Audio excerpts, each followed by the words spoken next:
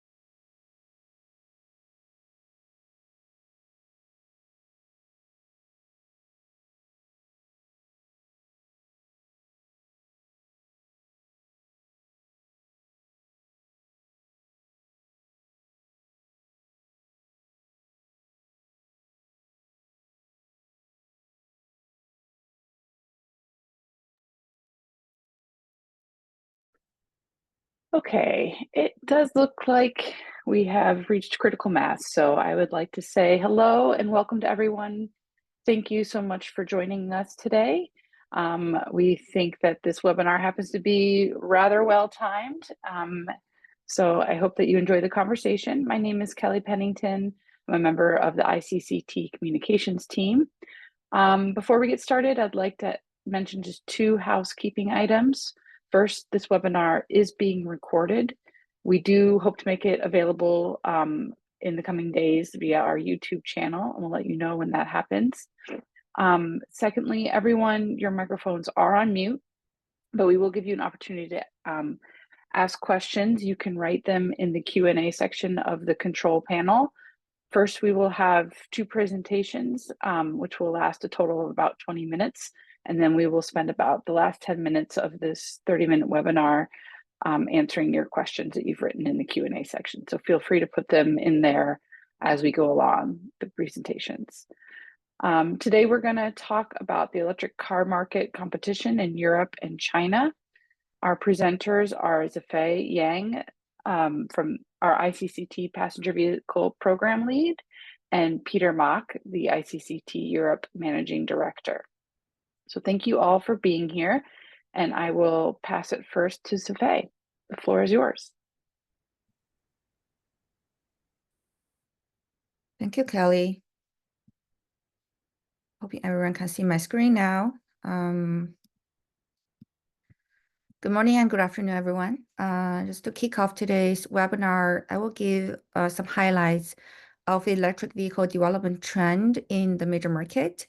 Hope this will provide a global background before Peter dive into the Europe versus China perspective.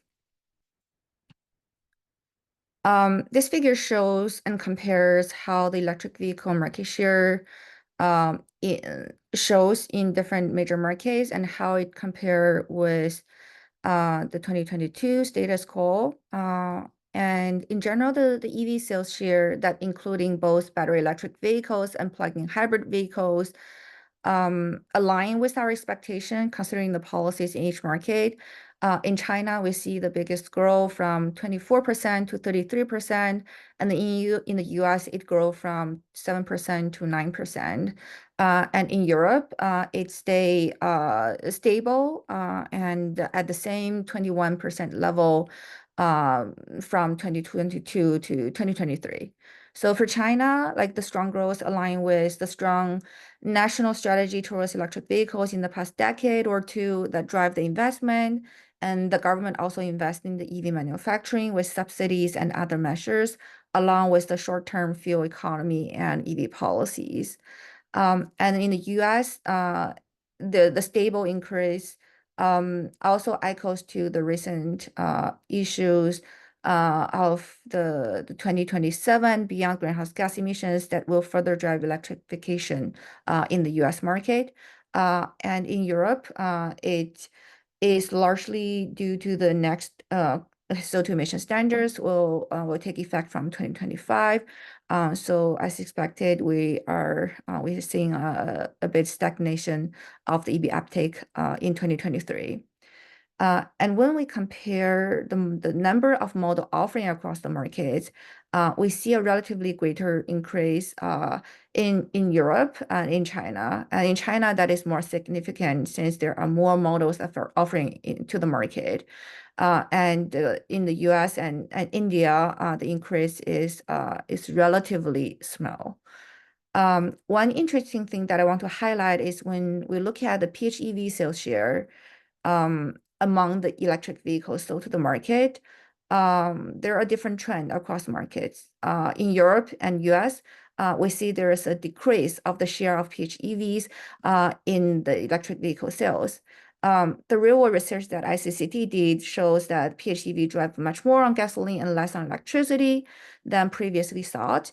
So the regulators in the Europe and US are dialing back their crediting of the PHEVs in the vehicle regulations. And in China, the policy in general provide a friendly environment for PHEVs. So we expect to see that, the future government is going to publish something similar that will reduce the demand or supply of PHEV in the future. And this trend exclude PHEV from the picture and focus only on the battery electric vehicles and to see how the battery electric vehicle sales share increase over the year. And considering the change in the PHEV penetration in the different markets, the trend shown here is a little bit different. So from 2022 to 2023, China slowed down a little bit in terms of the BEV uptake, mainly because there are a greater share of PHEV in the EV sales.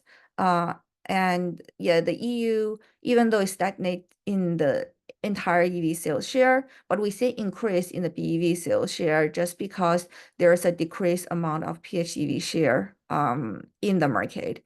And we see that in UK, we have UK here. The BEV market share kind of stagnate in 2023. And as the ZEV mandate in UK will start from 2024, so we are expecting to see a growth for the next year. So here we're looking at how kind of the distribution of the top 10 vehicle models across different markets. So if we look at China and Europe, besides Tesla, the top 10 models are dominated by the domestic brands. And together, those top 10 models account for roughly 50% of the BEV sales in those markets. But in the US and India, the BEV sales are more concentrated on the top 10 models. So in the US, that account for around 70% of the total BEV sales. And in India, as the market just start to take up, it account for the vast majority of the markets. And when we look at the production versus the sales of electric vehicles, to the left is the production distributions. And to the right is the sales of distributions across different major markets. And China is the largest in terms of both production and sales. And if we compare the exports of EVs, China has the highest export volume, and EU is a major market that China export to. But notice that the majority of that are Tesla from China. Even though the majority of BEVs are produced in China, is to meet domestic demand. So you see the majority of the production in China still go to the China. And if you look at the BEV market by segment, SUV is the mostly sold BEV segment in all major markets. And since SUV also dominate the overall light-duty vehicle sales, regardless of powertrain, we compare the orange bar in the figures with how significant SUVs are in the overall fleet. So in China, the SUV penetration is relatively lower and stable from year to year. And in 2023, the SUV share is 36%, which is lower than its penetration in the overall fleet, light-duty vehicle fleet of 50%. And we see there are quite a few BEVs in the small vehicle segment. Comparatively, in Europe and US, the SUV penetration is higher, and so with a trend of growing in the recent years. In Europe, SUV share is 56%, which is higher than the 48% of the entire fleet. And in the US, SUV share of the battery electric vehicles is even higher, is 68%, which is higher than the 60% of the entire light-duty vehicle fleet. And this year, we're also tracking the average driving range of the battery electric vehicles sold in each market, just to kind of compare the trend from last year. The driving range show a growing trend across all the regions, with the US has the longest driving range and China has the lowest. And such growing trend more or less reflect the current consumers' preference for a higher driving range and their driving anxiety and their range anxieties towards battery electric vehicles. If we compare it by segment, we see the number closer for SUVs across different markets, but for the non-SUV passenger cars, there is a big variation across different markets. And lastly, I want to further break down the European market by manufacturers, just to take a look at how different automakers perform in terms of the EV uptake. And the left figure shows the EV market share by automakers in 2023 and how it compared with 2022. The middle figure reflects the BEV and PHEV split, and the right figure shows the share of light-duty vehicle market of each manufacturer, or how big the manufacturer is in the European market. Besides Tesla, quite a few automakers have reached an EV market share of more than 30%, and there are also other several automakers that have rolled back in EV sales share, including the biggest automaker, Volkswagen Group. But as the compliance to the 2025 emission standards come closer, we expect to see EV sales increase as what we observed back in 2022 and 2020 and 2021. In general, most automakers still have a noticeable share of PHEV compared with battery electric vehicles, but we also expect to see that keep decreasing as the policies will make PHEV a less favorable options and as BEVs become cheaper. And all the Chinese automakers fall into the others category, which still account for only less than 3% of the light-duty vehicle markets in Europe. That's what I have for this overview. I will give the floor back to Kelly. Thank you, Zafei. That was fantastic. I will now pass the floor over to Peter Mock, ICCT's European Managing Director. Thank you very much, Kelly. And I will also share my screen. My colleague Sife focused on the current situation, on the recent trends. And what I would like to do now is to travel back with you in history and look at how the market shares of different brands in Europe have changed over time, and if we can learn something from that history for today. But before we travel, I want to point out that any historic time series analysis has some caveats, or comes with some caveats. The first one is that Europe as a whole is always difficult in terms of statistics. We only have data for individual markets if we go like before the 2000s or so. And what we decided for this analysis is to focus on Germany as the proxy market for the analysis. I think that gives us some insights. Germany is the largest market, and it's then up to discussion if there are differences for other markets, but I think it's a good starting point. And the second caveat, when we look at manufacturer brands, is that they have changed over time, and it's quite difficult to like tie a manufacturer brand to a specific location. I have a few examples here. Opel is one. It used to be, well, in the very old times, a German brand, but then it was owned by General Motors for a long time. So it was counted in our analysis as a US manufacturer. And then from 2021 onwards as a European brand because it got purchased by Stellantis. Volvo, another example, used to be a Swedish brand. From 2009 onwards, we count it as Chinese because it was taken over by Geely. I think these are two clear examples, but then Smart is a more difficult one. It's owned or used to be owned by Mercedes. Now it's half Mercedes Geely. We still count it as a German brand, even though pretty much all the Smarts now are produced in China and then exported to Europe. And Tesla is also a difficult case. It's counted as a US brand, even though some of the models come from China to Europe. So just highlighting that there are some, gray zones between the different locations, and it's not quite easy to tie a manufacturer to a specific location. On the other hand, we have done some analysis to see how that would change the results if we would do a different counting, and it doesn't make a huge difference. So we stick to this methodology that I explained here. And one word on the data source, we are using KBA data for Germany.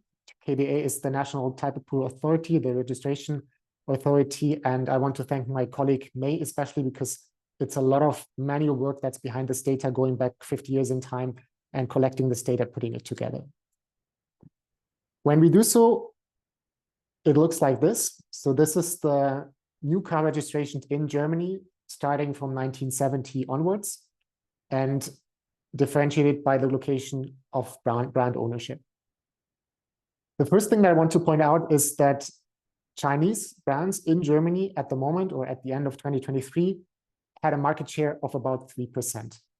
They had a strong growth over the past years, but it is still a relatively low market share in comparison to other brands or other brand ownership locations. The other thing that I want to point out is that we have seen other brands from Asia coming into the German market. This was especially in the late 70s, the Japanese manufacturers coming to the German market, and then a bit later in the 1990s, the South Korean manufacturers. In a maybe similar way or similar trend as the Chinese manufacturers, and their market share stabilized around 6 versus 8% for South Korea and Japan. However, this increase in the Asian manufacturer brands didn't influence or didn't affect the German brands. They remained at a market share of about 50% throughout the past 50 years. That hasn't really changed no matter what happened to brands from other locations. What is notable is that the US brands decreased in market share. So nowadays it's mostly Tesla that's in this category.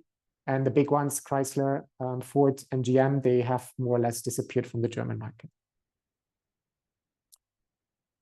Maybe one word again. So this is for Germany. I'm aware that for other markets it may look different. As far as I know, in France, for example, in 2023, the market share of Chinese brands was around 20%, so higher than in Germany.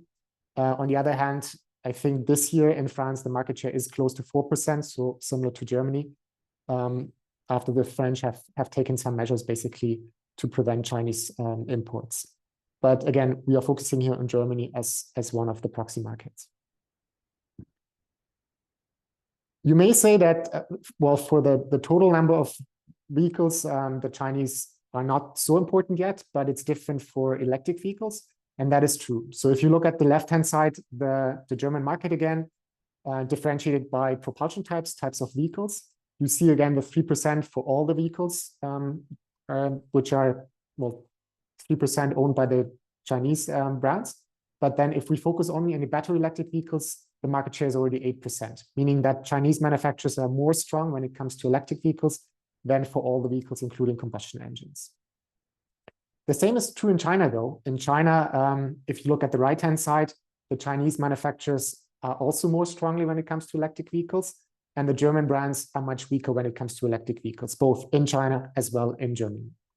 And the other important thing to point out is that in China, the German manufacturers actually have a much higher market share than the Chinese manufacturers in Germany. So in China, it's 17% for German manufacturers versus 3% for Chinese manufacturers in Germany. Now, what I find interesting is that if we go back to the 1980s, we find actually quite similar media reports than we find today about the Chinese vehicle imports. This is the cover from Spiegel, which is the most important German news magazine. This is from July 1980. And as you can see, it's basically, it's saying Japanese cars, Europe is getting under the wheels as a threat for the European manufacturers, basically. The reasons back then were that there was the oil crisis, and the Japanese manufacturers were able to offer smaller cars, more efficient cars. And that was something that consumers were looking for at that time. And they also had a significant benefit in terms of production cost. And I think this was only understood later, that there was a specific way of operating in Japan, which included working closely together with the unions, which included lean production, Kaizen, which is continuous improvement, and the just-in-time model, and Muda, which is all about avoiding waste. And this helped the Japanese to reduce their production cost significantly. Also back then, the US was very loud and threatened to increase the import tariffs to 20%. Also in Europe, I've read that France, Italy, Spain, the UK, they all had import restrictions for Japanese cars. Only Germany was very reluctant back then. But even in Germany, there was a high worry about what was happening. And the CEO of BMW back then said the industrial base in Germany is in danger. That sounds very similar to what we see today. So this is, again, Der Spiegel from March 2024, I think. The cover says, electric shock, Germany despairs of the electric car. And what is meant, and it's explained in the article there, is that the Chinese manufacturers have an advantage when it comes to electric vehicles. The German manufacturers for a long time kept relying on diesel cars, combustion engines in general. And the Chinese are offering attractive models when it comes to technology, and also cheaper models, smaller battery electric vehicle models than most of the German or European manufacturers. What's behind this also to some extent is what is called vertical integration. So the Chinese manufacturers have basically the battery supplier, material supply, all under their control or in one network, whereas many of the European German manufacturers have relied on outsourcing international fragmentation for a long time. And again, today we have to talk about tariffs. In the US, they have already increased the tariffs a lot. In Europe, this was under discussion, and just 1-2 hours before the webinar today, the European Commission also announced that they would implement tariffs on Chinese imports. So a very similar situation, I would say, than in the 1980s. But what we can also learn is that in the 1980s, the tariffs that were imposed, they didn't help for very long or didn't last for very long. What happened was that the Japanese manufacturers started producing in Europe, and that is potentially the same that we will see now with the Chinese manufacturers. Here, a newspaper clip reporting about BYD, which is now considering to open a second plant in Europe. So it looks like Chinese manufacturers might simply produce more vehicles here in Europe. For the tariffs against Japanese manufacturers, what we can also learn is that they have been reduced over time. So in 2020, Europe and Japan signed a treaty agreement, and the tariffs that still exist to some extent will be abolished completely. And there will be no tariffs for Japanese cars anymore. And similarly, by the way, for the South Korean manufacturers, there was also a trade agreement imposed or implemented. And what actually happened is that the exports from Europe to Korea increased a lot. So it helped really the European manufacturers, and was to the benefit, I think, for both sides. What I would say we can learn from history is that the technology perspectives are very important, because in the end, the consumers will decide, and not so much the policies. And the technology perspectives remain unchanged. And that is, from an emissions point of perspective, battery electric vehicles are superior to the combustion engines. This is from a life cycle analysis report from ICCT. The data is still valid, even though the study is a couple of years old. Battery electric vehicles have significantly lower emissions already today and will become even better in the future.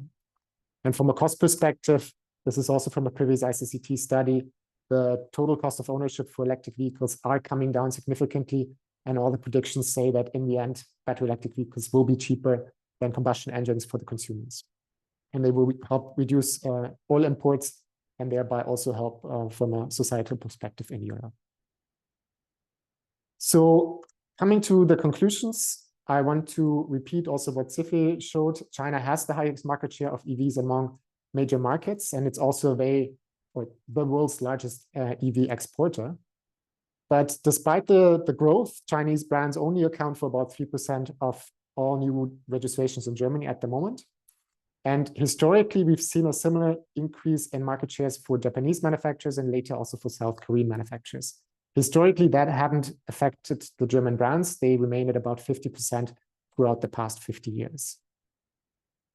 The German brands in China account for a higher share than the Chinese brands in Germany at the moment. And Chinese brands are particularly strong in selling EVs, not just in Germany, but also in China.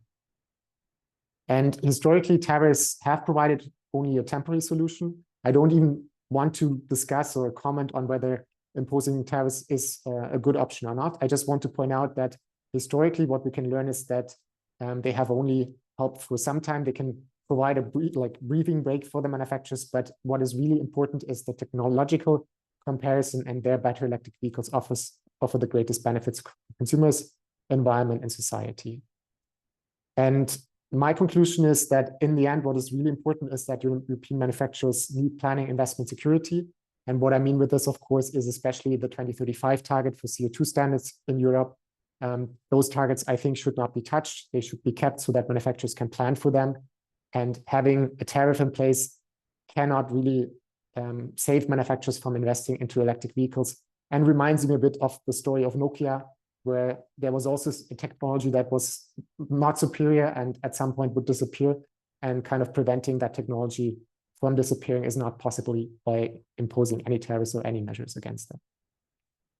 These are my conclusions, or our conclusions for the webinar, and I'm looking forward to the discussion and any questions you might have.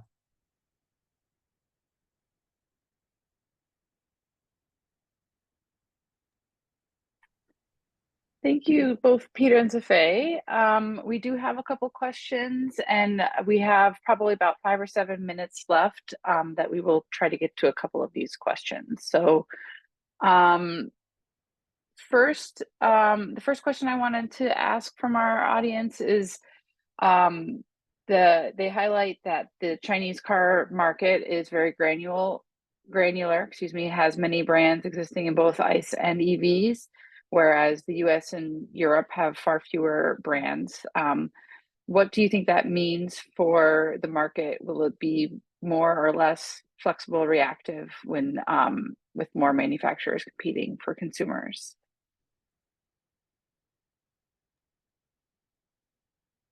Sophie, I wonder if that's a question you could answer, because you're more familiar with the Chinese manufacturers. Yeah, so I think the question is probably about kind of compare with the Europe and US, like the Chinese market, like especially the EV market is more fragmented. I think kind of in general, at this phase, we see there are a lot of brand competing. Part of the reason is kind of in the field of battery electric vehicles, it have a lower kind of threshold to enter. But in the long term, we do expect to see some consolidation played out.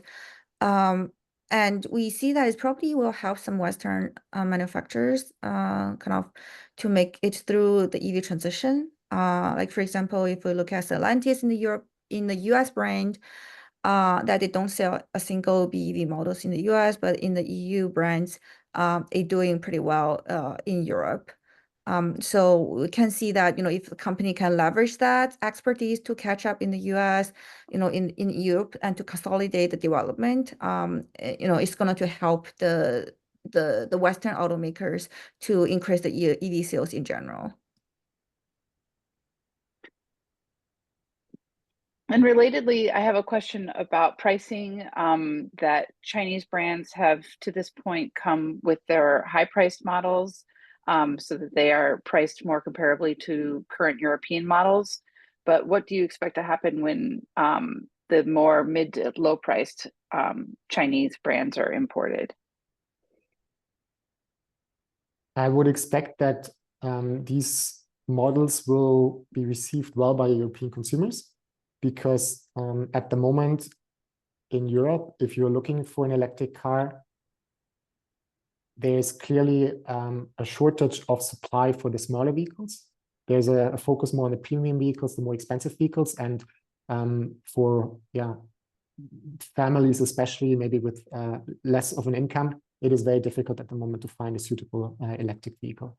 And I would argue that this is a mistake, maybe an oversight by the European manufacturers, and especially German manufacturers, which have focused very much on premium models and have neglected the average consumer interest for some time. And that is an opportunity for the Chinese manufacturers. They can come in, provide exactly those models. And I think it's very important that the European German manufacturers follow very quickly and provide these vehicles as well. Volkswagen is maybe a good example. They are looking at producing a vehicle that is priced at about 20,000 euros. I think that is exactly the sort of vehicle that is missing at the moment, but it will take some time until they have this vehicle available. And the question is, what happens in the meantime, in the following 1 or 2 years? Will the Chinese manufacturers be successful selling to consumers? Or will it take some more time for them, maybe because of the tariffs? And will there be time for Volkswagen and others to pick up in the meantime? Thank you. And I think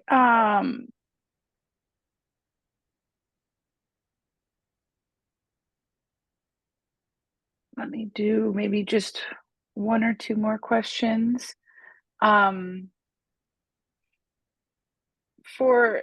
If you could speak to the 2035 target, I feel like there's a couple questions in there for this. Will that be problematic for EU manufacturers? Do you think it'll make it harder for them to compete? No, I think it's very important. So first of all, at the moment in 2024, it looks like the electric vehicle market share in Europe is stagnating or even decreasing in some markets. But it's very important to understand that this is only a snapshot. And it's a bit similar to what we saw in 2019. Because in 2020, we had a new CO2 target coming into play in Europe. And the same now in 2025, we have a new CO2 target coming into play. And what happens at the moment is manufacturers are waiting for these new targets. They have at the moment not too much of an incentive to sell electric vehicles, but that will change in 2025. And then manufacturers will have a stronger interest in marketing their electric vehicles. And I would expect that market shares of electric vehicles will strongly increase again in 2025. So the situation will look a lot better from 2025's perspective. And the 2035 target will be in closer reach, let's say. I think it's very important that the 2035 targets remains as it is, untouched, to provide planning security for manufacturers, as I said before. And I think that is something that we can also learn from the Chinese manufacturers. I remember that some years ago, many years ago actually, there was a time when the European and Chinese manufacturers were kind of at par when it came to electric vehicles. And the Chinese didn't have this advantage yet in electric vehicles. But they at some point took a strategic decision. And with they, I mean, not just the manufacturers, but also the government.